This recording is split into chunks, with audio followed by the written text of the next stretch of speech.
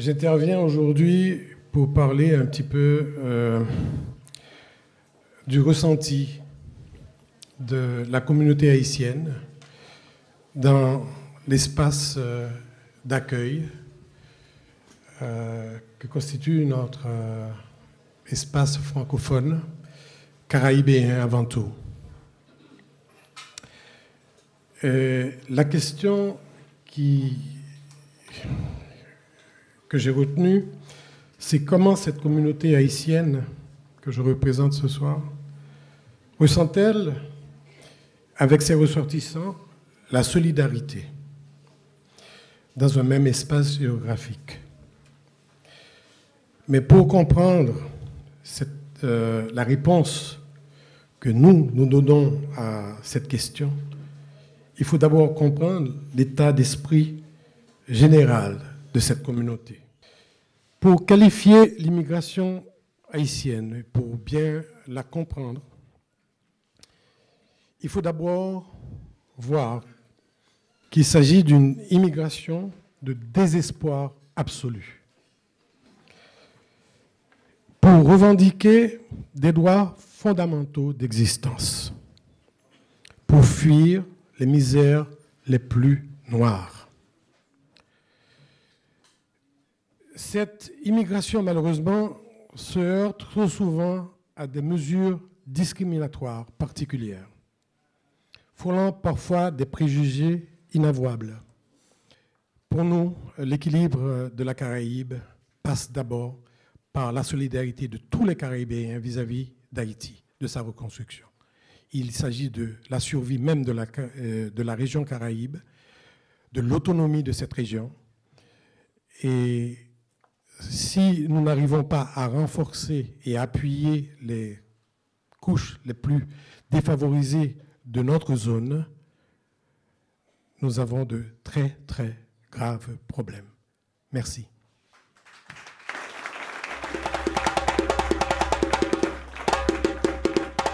Il faudrait qu'aujourd'hui, par solidarité, le cri des personnes déficientes aujourd'hui, nous demandons que l'on fasse plus pour nous, que l'on fasse plus sans nous, cependant que l'on fasse avec nous. Et c'est ce que l'ONG Plaque 21 voudrait faire aujourd'hui. Faire un monde nouveau, je le crois. Un monde nouveau, mais pas sans nous. Un monde nouveau avec nous. Généralement, pour le commun des mortels, le développement durable, c'était la préservation de l'environnement. Et nous avons donc martelé depuis 2003, et nous continuons à le marteler. Le développement durable, c'est aussi du social. Ce n'est pas qu'un slogan, c'est prendre en compte, ce n'est pas que l'environnement, c'est se dire qu'il y a des interactions, des interdépendances entre la croissance économique, la préservation et même au-delà, l'amélioration de l'environnement et surtout le progrès social. Même si pour l'instant on n'en est pas encore au progrès social, on est juste sur des préoccupations de justice sociale. La question qui se pose aujourd'hui, c'est de savoir comment peut s'exprimer la solidarité dans un modèle économique tenace, rien n'y fait, qui prône la compétition entre les entreprises, la loi de marché, et qui va jusqu'à prôner la compétition entre les salariés. Je ne parle même pas de compétition entre ceux qui ne sont même pas encore salariés, qui se retrouvent sur ce qu'on appelle le marché du travail. Pratiquer la solidarité dans l'entreprise, c'est permettre à tout un chacun d'exprimer ses compétences et sa créativité, de les développer, de les valoriser. C'est permettre un égal accès aux moyens de travail. C'est enrichir les collectifs de travail par la mixité, non seulement la mixité homme-femme, mais aussi la mixité culturelle, la mixité entre les jeunes, les seniors. C'est donc adapter les espaces, les postes de travail pour améliorer leur accessibilité. Ce sont, et là je rejoins Mme Cynthia Morel, ce sont les situations qui sont handicapantes, ce ne sont pas les personnes. La solidarité, c'est aussi se doter d'outils objectifs, d'évaluation de compétences, de valorisation et de reconnaissance du travail collectif. C'est surtout permettre une meilleure articulation des temps de vie, respecter la parentalité, permettre aux femmes, aux hommes de mieux s'impliquer dans leur vie de famille, à travers des aménagements d'horaires, un égal accès aux formations, un management par objectif, une meilleure gestion de la charge de travail. Pratiquer la solidarité, c'est encore donner leur chance aux jeunes, c'est adapter le travail des seniors, mettre en place les conditions pour maintenir leur engagement au travail, leur permettre de transférer leur savoir-faire. C'est surtout permettre les échanges entre les générations. La solidarité, au final, c'est renforcer son collectif de travail, identifier, attirer, fidéliser les salariés les plus compétents, préserver l'engagement et l'attachement de chacun à son travail. C'est être plus fort ensemble pour affronter les situations de crise, résister et surtout réagir. Se remettre en mouvement comme un seul homme. notre banque alimentaire en Martinique agit sur l'ensemble du territoire pour venir en aide aux familles en grande précarité. Avec un souci important, c'est qu'il n'est pas question pour nous de faire de ces personnes-là des personnes assistées. Notre souci, c'est bien entendu d'essayer, dans la période où ils passent une période difficile, de leur apporter un soutien pour qu'ils puissent avoir un espoir de demain. Que je suis personnellement, en tant que responsable de telle association, je suis très inquiet sur l'avenir de notre structure. Parce que si demain nous n'avons pas un local correct et si nous ne sommes pas aidés pour pouvoir continuer notre mission, j'ai bien peur que nous soyons obligés de fermer. Aujourd'hui, au niveau mondial, globalement, même les services essentiels retrouvent le même problème que vous avez. Et tout azimut. Hein. Mais simplement, il y a deux solutions. Ou vous allez vers les subventions, et auquel cas, vous dépendez de cette subvention. Si on ne vous la donne pas un bon matin, eh ben vous tombez dans le gouffre. Ou bien, vous vous mettez en contact, par exemple, avec Plaque 21, qui, elle aussi, cherche des locaux et qui en aura certainement par son réseau, et vous mutualisez les moyens. Je ne sais pas, si vous payez 1000 euros, ben vous payerez 200 euros, et auquel cas, vous serez en contact avec des acteurs qui vont mutualiser leurs moyens et leurs compétences. Ça, c'est fondamentalement important. Et on a une expérience qui sera dite après dans les ateliers, qui a été faite entre Plaque 21, France-Québec 21 et Vues et Voix, où nous, Plaque 21, aujourd'hui, on a des locaux complètement décents, ça ne nous coûte rien, et nous sommes implantés au Canada. Et ça, c'est le partenariat aussi que nous recherchons ici dans ce colloque. Et c'est aussi une pratique qu'on a aux Nations Unies. Et nous avons parlé pour Plaque 21 que nous étions intéressés par la nutrition et le handicap. Comment on peut? Alors, je pense que là, il y a des ponts. Moi, je ne vous connaissais pas forcément, mais aujourd'hui, on va seulement se mettre en contact. Et dans le cadre des projets que nous montons à Anse d'Arlet et ailleurs, je crois qu'il y a des solutions possibles de mutualisation des moyens. Il faut se rencontrer, il faut qu'on se parle. Voilà.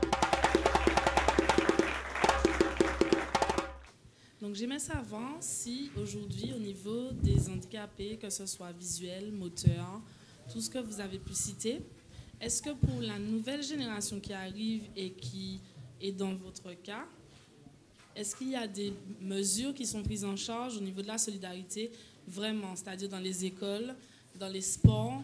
Est-ce qu'il y a vraiment des choses dont vous n'avez pas pu bénéficier étant plus jeune, qui sont concrètement mises en place pour qu'il y ait une amélioration de leur situation? Certainement, il y a des choses qui sont mises en place, puisqu'aujourd'hui, nos enfants ont cette possibilité d'aller à l'école, même si ce n'est pas le circuit ordinaire, mais il existe, on en a cité, des IME, des instituts médico-éducatifs, des IMP, des IMPRO, des ESAT. La réalité haïtienne est telle qu'aujourd'hui, on se pose la question de savoir qu'est-ce que les Haïtiens eux-mêmes veulent pour eux-mêmes. Et ça, c'est encore des conséquences même de ce qu'on a appelé la déstructuration de cette société. Et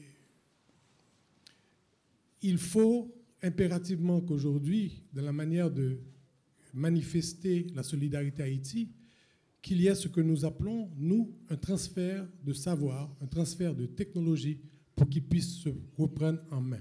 Ce que je voudrais comprendre, moi, c'est les leviers reproductifs qu'on peut reproduire dans la solution que vous donnez au quotidien. Quand je prends monsieur Lemus, vous êtes dans les améliorations des conditions de travail des groupes dits vulnérables, je l'ai compris tout à l'heure. Et puis vous, monsieur Lecomte, vous êtes à nous parler de la paupérisation grandissante. Quand on est, selon votre chiffre, hein, quand on est à 80 000, allez, pauvres, on peut les appeler comme ça, puisque vous savez qu'aux Nations Unies, l'extrême pauvreté, c'est moins d'1,25 $ par jour, je pense qu'on est là. Lorsqu'on est avec des gens qui sont donc dans cette extrême pauvreté, ça fait quand même 20% de la population. Je veux dire, c'est impressionnant. Bon, alors, où on est autiste, on ne voit rien et on ne comprend rien, et à ce moment-là, il va falloir trouver les solutions. Mais si tant est que dans votre travail au quotidien, parce que là, il faut qu'on regarde, où est-ce qu'on fait de la répartition de la richesse? Quelque part, vous répartissez de la richesse, qu'on le veuille ou pas. Pareil pour vous, au niveau des conditions de travail. Il est où le levier entre répartition des richesses et solidarité? Il y a 5-6 ans, lorsque nous aidions une famille, nous l'aidions pendant 5-6 mois. Puis, on passait à une autre famille, parce que notre rôle, ce n'est pas de faire des assistés, comme je disais tout à l'heure.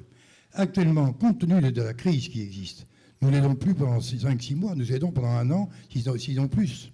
C'est pour ça que le nombre de personnes est en train d'augmenter en même temps. Parce qu'on aide plus longtemps, et en même temps avec un panel de personnes qui est en train de franchir des caps importants. Alors, où ça va s'arrêter, je ne sais pas pour le moment. Moi, je suis vraiment très inquiet, personnellement. Très inquiet parce que sur les chiffres de 2011, les derniers chiffres que j'ai pris la semaine dernière avant de venir ici, j'ai pris quelques chiffres, on n'a pas encore fait le bilan de l'année, on a une augmentation de 12% par rapport à l'année dernière. L'amélioration des conditions de travail concerne tous les salariés. Je répondrai par une question. Est-ce qu'il est normal qu'un supermarché qui affiche un plan de communication développement durable parce qu'il ne distribue plus de sachets plastiques, est-ce qu'il est normal que les salariés de ce supermarché aillent s'alimenter se fournir auprès de la banque alimentaire? Donc c'est juste la question et je pense que derrière ça, vous avez vous-même les réponses.